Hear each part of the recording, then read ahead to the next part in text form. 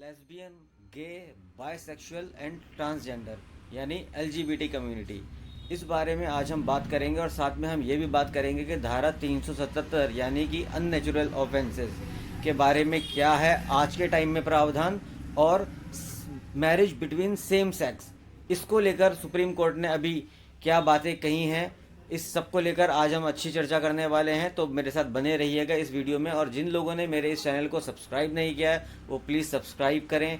और चलिए अपने वीडियो को हम शुरू करते हैं।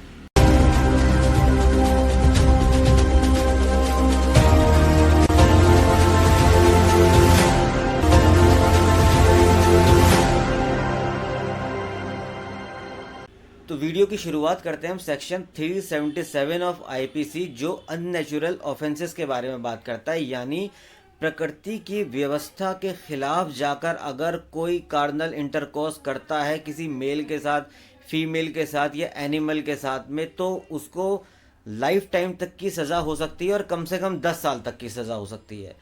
तो जब ये बात आती है तो एक सवाल सबसे पहले उठता है कि जो कंसेंटिंग पार्टीज़ हैं, इर्रिस्पेक्टिव ऑफ देयर जेंडर, अगर वो कहीं एक सेक्सुअल एक्ट को परफॉर्म कर रहे हैं तो, और वो भी प्राइवेट में कर रहे हैं, तो क्या ये उनका जो फंडामेंटल राइट्स है जो guaranteed by the constitution of India है अंडर आर्टिकल 14, 15, 19, 21, तो क्या ये इनका वायोलेशन है?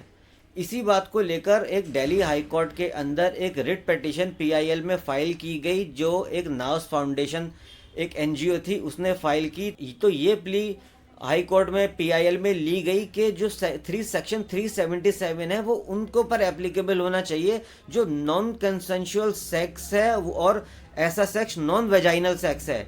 क्योंकि अगर वो वेजाइनल सेक्स है तो वो तो रेप की डेफिनेशन में आ जाएगा, तो वो नॉन वेजाइनल सेक्स होना चाहिए और नॉन कंसेंशुअल होना चाहिए, उन्हीं के ऊपर ये एप्लीकेबल होना चाहिए। क्योंकि जब पार्टीज अपनी कंसेंट दे रही हैं और उनका जो कॉन्स्टिट्यूशनल गारंटीड कॉन्स्टिट्यूशनल राइट्स है, फंडामेंटल राइट्स है उनके पास, जो अभी मैंने आपको आर्टिकल 14, 15, 19, 21 में बताया, जो राइट टू इक्वलिटी की बात करता है, डिस्क्रिमिनेशन की बात करता है कि किसी तरह का डिस्क्रिमिनेशन जाति को लेकर, जेंडर को लेकर, धर्म को लेकर नहीं होना चाहिए। तो यहाँ पर जेंडर को लेकर एक तरह से वायलेशन हो रहा है, क्योंकि अगर दो और उनके राइट टू इक्वलिटी है, राइट टू फ्रीडम है, राइट टू पर्सनल लिबर्टी है, तो यहाँ पर तो पार्टीज़ हैं वो एडल्ट हैं, और एडल्ट हैं जो प्ली हाई कोर्ट में ली गई कि जब पार्टीज़ एडल्ट हैं तो उनके लिए सेक्शन 377 एप्लीकेबल नहीं होना चाहिए, और कंसेंशुअल भी पार्टीज़ हैं तो ऐसी एप्लीकेबिलिटी सेक्शन 377 की सिर्फ उन पर होनी चाहिए जहाँ पर नॉन कंसेंशुअल पार्टीज़ हैं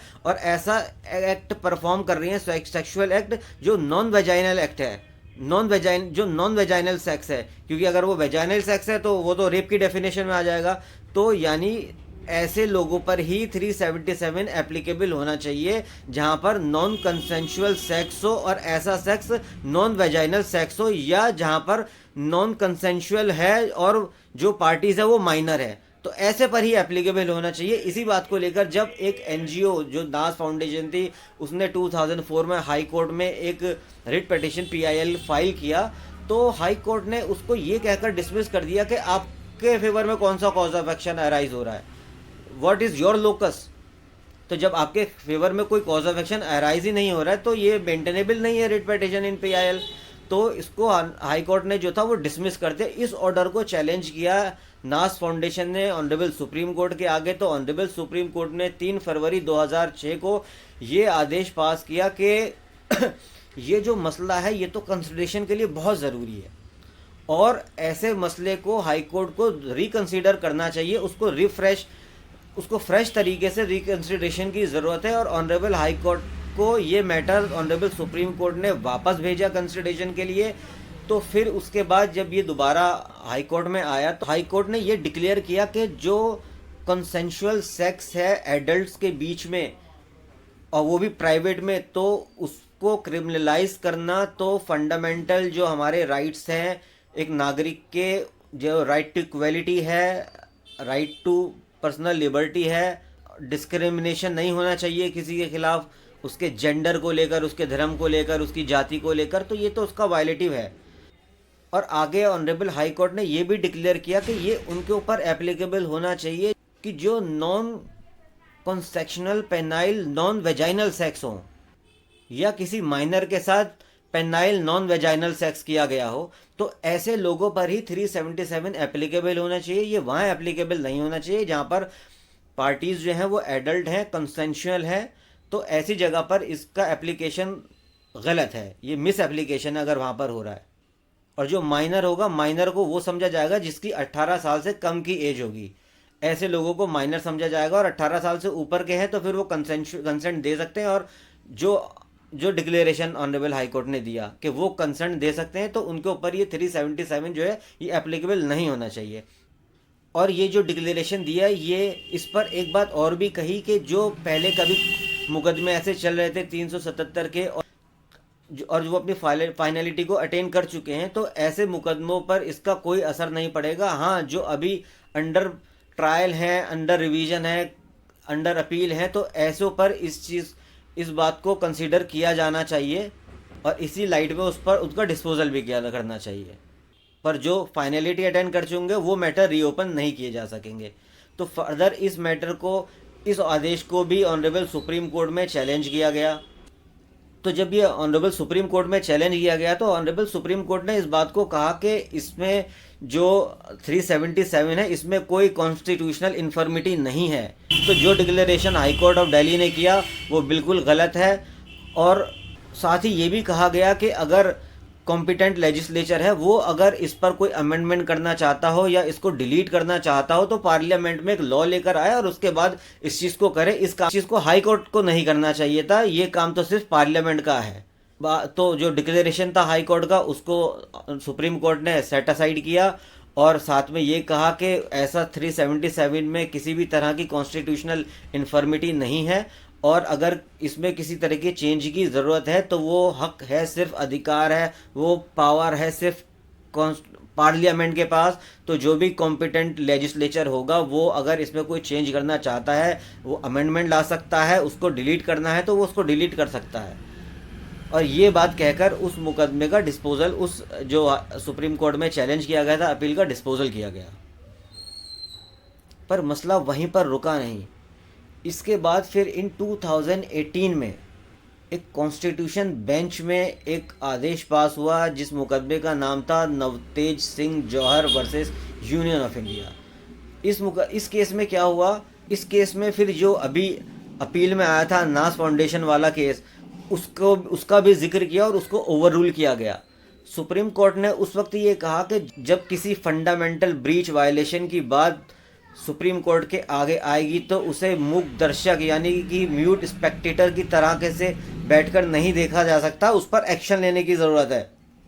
और जिस तरीके से उसमें डायरेक्शन दे दिए थे कि अगर कॉम्पिटेंट लेजिस्लेचर है वो उस पर अपना कानून बनाना चाहती है तो बनाए, उसमें कोई अमेंडमेंट या उसको डिलीट करना चाहती हो, तो सुप्रीम कोर्ट ने वही बात कही और कॉन्स्टिट्यूशन बेंच अब इस बात को कह रही है। वो मैटर कॉन्स्टिट्यूशन बेंच ने डिसाइड नहीं किया। तो जो नास फाउंडेशन का मैटर जो अपील में आया था जिसका मैंने अभी पहले जिक्र किया, तो इसमें कॉन्स्टिट्यूशन बेंच ने बड़ा साफ इस बात को कहा कि इंतज़ार नहीं किया जाएगा कि कब जो है पार्लियामेंट या जो कॉम्पिटेंट लेजिस्लेचर है वो उस पर एक लॉ लेकर आएगी। फाइनली सुप्रीम कोर्ट की इस बेंच ने, कॉन्स्टिट्यूशन बेंच ने, इस केस में नवतेज सिंह जौहर वर्सेस यूनियन ऑफ इंडिया में इस बात को कहा कि जो 377 क्रिमिनलाइज कर रहा है ऐसी पार्टीज़ को जो कंसेंशुअल हैं, एक एक्ट को परफॉर्म कर रही हैं privately irrespective of their gender, तो ये वायलेशन ऑफ फंडामेंटल राइट्स है।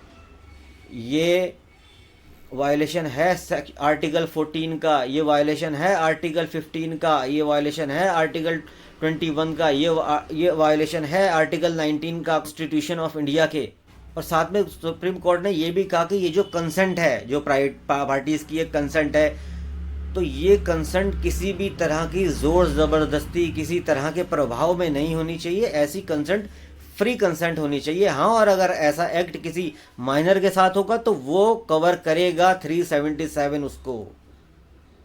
वहाँ पर जो क्रिमिनलाइजेशन है जो माइनर के साथ अगर होता है तो वहाँ पर 377 एप्लीकेबल होगा। और माइनर की एज वही जैसे मैंने अभी पहले आपको बताया था 18 साल से कम अगर वो शख्स होगा और उसके साथ ऐसा कोई एक्ट किया गया होगा तो वो माइनर कहलाया जाएगा। और ऐसे एक्ट को अंडर 377 क्रिमिनलाइज किया गया है और वो ऐसे एक्ट पर एप्लीकेबल होगा जहां वो शख्स माइनर है। पर जहां पर वो मेजर है और वो एक एज को अटेंड कर चुका है और वो कंसेंशुअल पार्टीज़ हैं, प्राइवेट में किसी एक्ट सेक्सुअल एक्ट को परफॉर्म कर रही हैं, तो वो क्रिमिनलाइज नहीं हो सकता। तो इस बात पर जो इससे पहले नास फाउंडेशन वाले मैटर में जो अपील आई थी उसको ओवर रूल किया गया और फर्दर वही डिक्लेरेशन यहाँ पर सुप्रीम कोर्ट ने भी दिया कि अगर ऐसे मैटर कहीं पर, जैसे आज की डेट में कंसेंशुअल पार्टीज़ को लेकर ऑनरेबल सुप्रीम कोर्ट ने उसको डिक्रिमिनलाइज कर दिया कि जहाँ पर कंसेंटिंग पार्टीज़ हैं और प्राइवेट में एक्ट कर रही हैं तो उनके ऊपर 377